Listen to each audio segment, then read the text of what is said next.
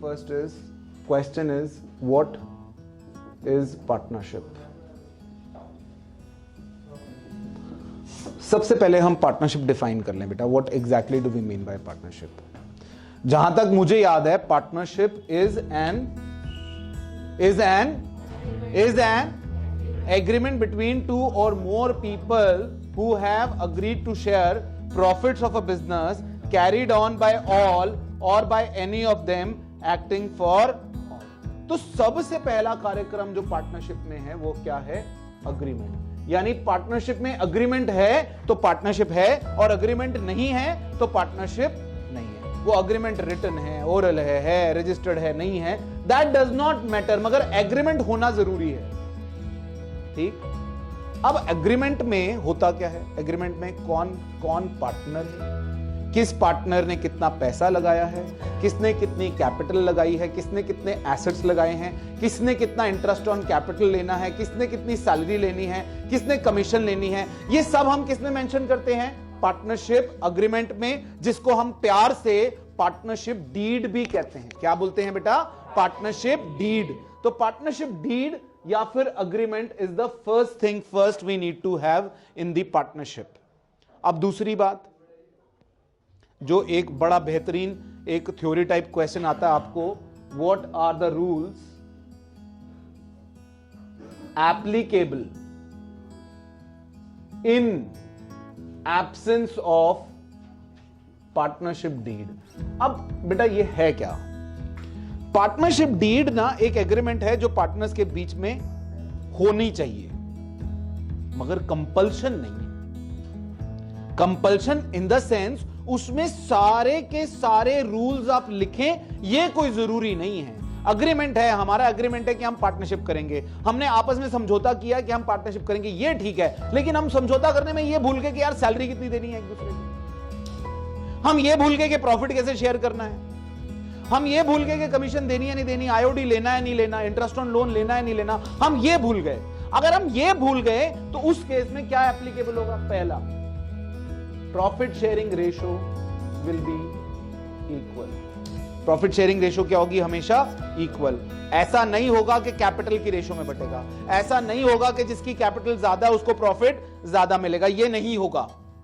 ठीक है.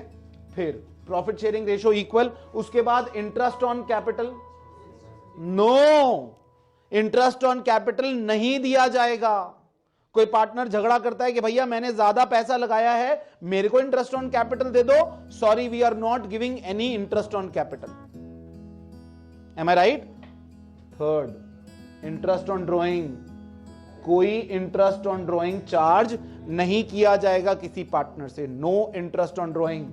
Salary and commission, no salary no commission, कुछ नहीं, नथिंग डूइंग.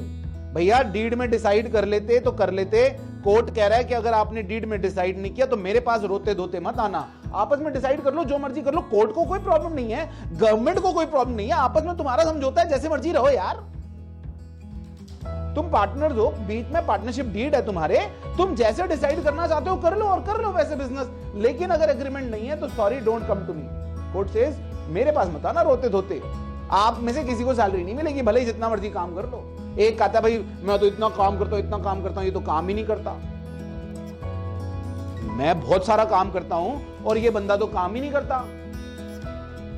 इसको नहीं सैलरी मिलनी चाहिए, मेरे को सैलरी मिलनी चाहिए, मेरी वजह से इतनी सेल्स होती है, मुझे कमीशन मिलनी चाहिए. Nothing doing. कोर्ट कहता है साहब सॉरी, कुछ नहीं. या तो आपस में डिसाइड कर लेते, नहीं डिसाइड किया तो हमारी तरफ से कुछ नहीं मिलेगा. ठीक. इंटरेस्ट ऑन लोन, इसमें एक बात जहां बच्चा कंफ्यूज होता है वो ये कि ये लोन फर्म ने पार्टनर को दिया या पार्टनर ने फर्म को दिया है. ये जो 6% पर एनम है, ये पार्टनर ने फर्म को लोन दिया हुआ है, उस पे मिलेगा. फर्म ने अगर पार्टनर को लोन दिया है तो ये उसकी कहानी नहीं है.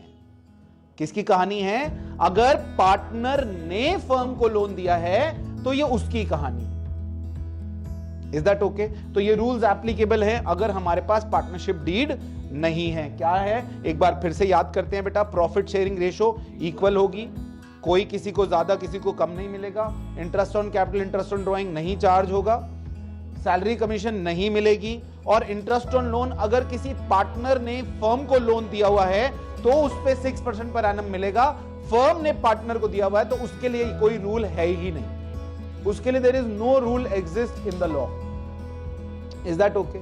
अब मुझे इसके साथ एक चीज और रिवाइज करानी है बेटा आपको। ये तो हो गया rules applicable in case of partnership absence. अगर अब आपको बेटा जो मेन अकाउंट्स बनाने हैं वो कौन कौन से बनाने हैं? एक P&L एप्रोप्रिएशन अकाउंट बनाना है, एक पार्टनर्स कैपिटल अकाउंट बनाना है, और balance sheet sometimes it is required. Fundamental में वैसे ज्यादा रिक्वायर्ड मैंने देखी नहीं है। सबसे पहले profit and loss appropriation account के बारे में बात करते हैं भाई। Profit and loss appropriation account क्या है बेटा? जैसे नाम सजेस्ट कर रहा है, profit loss appropriation. What do you mean by appropriation? Appropriation का मतलब है बांट दो भैया। प्रॉफिट हो गया फर्म का, बांट दो। लॉस हो गया फर्म का, बांट दो। प्रॉफिट एंड लॉस एप्रोप्रिएशन बांटोगे किसमें? मेरी बात को भूल जाओ। आप जो पार्टनरशिप का चैप्टर कर रहे हो मुझे ये बताओ कि प्रॉफिट एंड लॉस एप्रोप्रिएशन, मैं कह रहा हूं प्रॉफिट हो या लॉस हो, बांट दो। किस में बांटना है? पार्टनर्स में बांटना है, हाँ या नहीं? पार्टनर्स में किस कैपेसिटी में बांटना है? पार्टनर्स में पार्टनर्स की कैपेसिटी में बांटना है। अगर पार्टनर ने पार्टनर की कैपेसिटी के अलावा किसी और कैपेसिटी में कुछ लिया दिया है फर्म से तो वो P&L एप्रोप्रिएशन में नहीं आएगा। मेरी इस बात को ध्यान से सुनना, आपको आगे की सारी बातें समझ में आ जाएगी। अगर पार्टनर ने फर्म के साथ कोई भी ऐसा रिश्ता किया है जो पार्टनर की कैपेसिटी में किया है, जैसे पार्टनर बिजनेस कर रहा है, पार्टनर बिजनेस के लिए फर्म के लिए काम कर रहा है, पार्टनर को सैलरी मिल रही है, कहां जाएगा? P&L appropriation. पार्टनर ने फर्म की सेल्स बढ़ाई है या कुछ ऐसा काम किया, पार्टनर को कमीशन डिसाइड हुई है, वो कहां जाएगा? P&L एप्रोप्रिएशन में। पार्टनर ने बिजनेस में कैपिटल लगाई हुई है, उसको इंटरेस्ट ऑन कैपिटल मिलना है, कहां जाएगा? P&L एप्रोप्रिएशन में। पार्टनर ने बिजनेस से ड्राइंग करी है, उसको इंटरेस्ट ऑन ड्राइंग देना है, कहां जाएगा? P&L appropriation. पार्टनर ने अपना घर पार्टनरशिप फर्म को दिया है कि इसमें बिजनेस आप कर लीजिए, वो पार्टनर ने एज अ पार्टनर नहीं दिया, एज अ लैंडलॉर्ड दिया है। अगर एज अ लैंडलॉर्ड दिया है तो लैंडलॉर्ड की कैपेसिटी में पार्टनर को क्या मिलना चाहिए? रेंट मिलना चाहिए। वो रेंट P&L एप्रोप्रिएशन का हिस्सा नहीं हो सकता, क्योंकि वो रेंट प्रॉफिट एंड लॉस निकलने से पहले एक खर्चा है। बेटा rent of the building P&L account में आज तक आपने दिखाया है ना? आज तक आपने जब P&L अकाउंट बनाया है रेंट डेबिट में दिखाया, रेंट रेट्स टैक्सेस दिखाए कि नहीं दिखाए?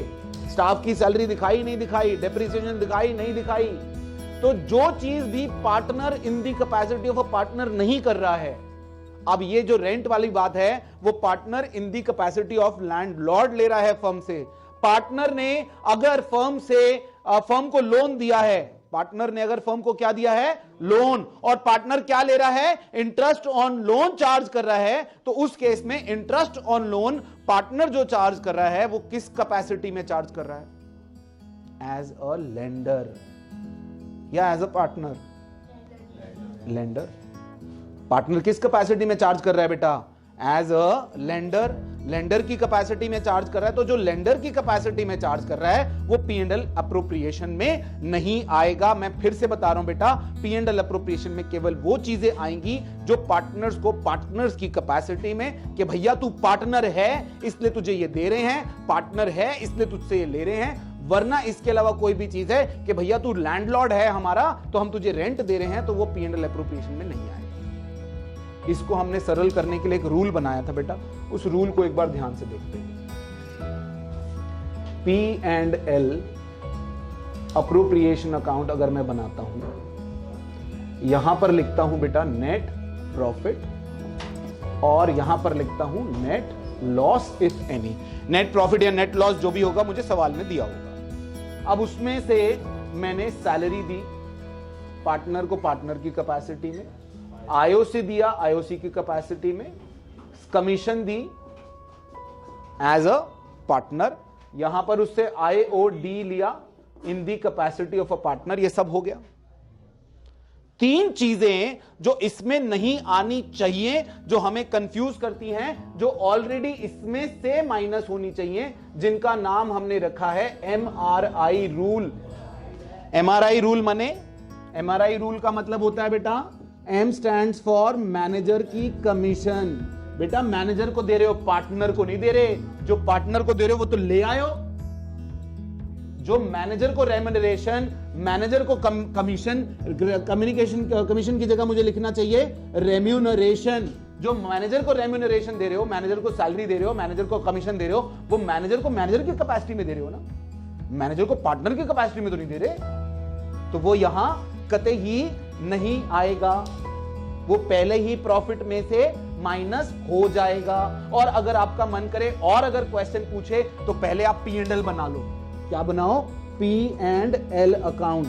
वहां पर बाय नेट प्रॉफिट लिखकर उसमें से 2M, 2R, 2I, MRI, R stands for rent to a partner. अगर पार्टनर को किस कैपेसिटी में बेटा? एज लैंडलॉर्ड अगर आप रेंट देते हो तो वो पहले ही माइनस हो जाएगा प्रॉफिट में से। I interest on loan to partner. अगर आप पार्टनर को इंटरेस्ट ऑन लोन देते हो तो वो किस कैपेसिटी में दे रहे हो? एज लेंडर दे रहे हो। पार्टनर को एज अ लेंडर वो आप इंटरेस्ट ऑन लोन दे रहे हो। तो ये M, R और I पहले ही माइनस हो जाएगा। आप M, R और I P&L एप्रोप्रिएशन में नहीं दिखाएंगे। बेटा समझ में आई बात मैं क्या कह रहा हूं? P&L एप्रोप्रिएशन में आप manager remuneration, rent to a partner, interest on loan to a partner, आप P&L एप्रोप्रिएशन में कतई ही नहीं दिखाएंगे। उसका सिंपल लॉजिक है कि जो कुछ भी आप पार्टनर को पार्टनर की कैपेसिटी में नहीं दे रहे हो, क्योंकि वो पार्टनर है इसलिए नहीं दे रहे हो, क्योंकि वो लैंडलॉर्ड है इसलिए दे रहे हो, क्योंकि वो लेंडर है इसलिए दे रहे हो, तो वो P&L एप्रोप्रिएशन में हम नहीं दिखाने वाले।